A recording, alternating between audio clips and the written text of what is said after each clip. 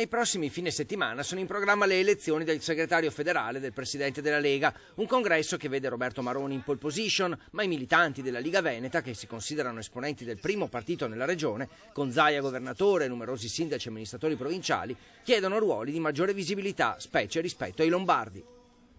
Noi ci attendiamo la candidatura, sì, di Roberto Maroni, ormai questo è estremamente chiaro e sicuramente sarà il segretario nostro, il segretario di tutti, ma il Veneto rivendica comunque un ruolo importante, perché se il presidente comunque rimarrà Umberto Bossi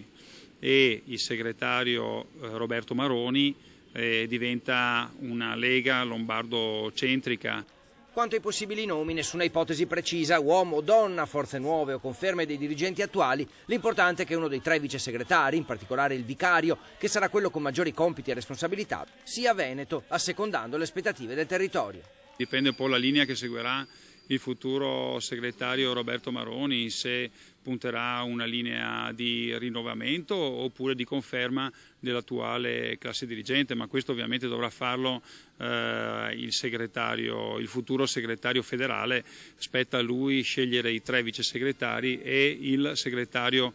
vicario. Quanto alle priorità, per Bitonci è chiaro cosa serve al Veneto rispetto alle altre regioni. Servono più autonomia, ma anche una sorta di sindacato locale. Noi pensiamo che bisogna recuperare una maggiore autonomia territoriale, pensare un po' di più a un sindacato del territorio, un po' come fa la Südtirol-Volkspartei in Trentino Alto Adige, cioè un vero sindacato territoriale che difenda gli interessi dei cittadini e delle imprese che ne hanno molto bisogno.